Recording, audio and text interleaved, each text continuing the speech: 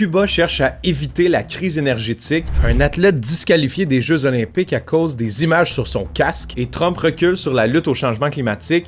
Salut, j'espère que vous allez bien. Voici 3 choses qui se sont passées dans le monde cette semaine. C'est la crise à Cuba qui manque de pétrole. Les touristes fuient l'île de 11 millions d'habitants depuis que le pays ne peut plus alimenter les avions commerciaux en kérosène.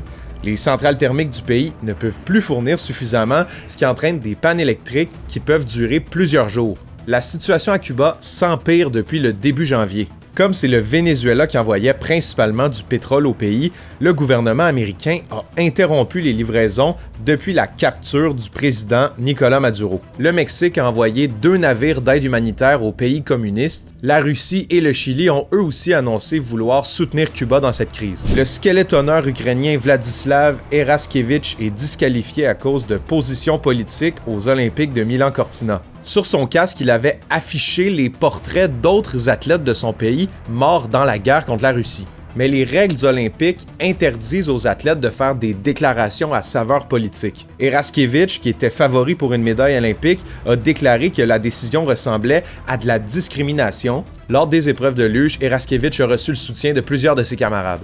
Et l'administration Trump révoque un texte légal qui est la base de la lutte aux gaz à effet de serre aux États-Unis. Cette législation-là s'intitule « Constat de mise en danger ». Elle date de la première présidence de Barack Obama et elle établit, selon la science, que la pollution automobile et les émissions des centrales électriques au charbon ou au gaz contribuent au changement climatique. Bref, il y a beaucoup de réglementations qui s'appuient sur le constat de mise en danger. Des réglementations qui permettent de réduire ou de contrôler les émissions de gaz à effet de serre aux États-Unis. Le président Trump, qui ne croit pas au changement climatique, estime que cette déréglementation-là va stimuler l'économie américaine.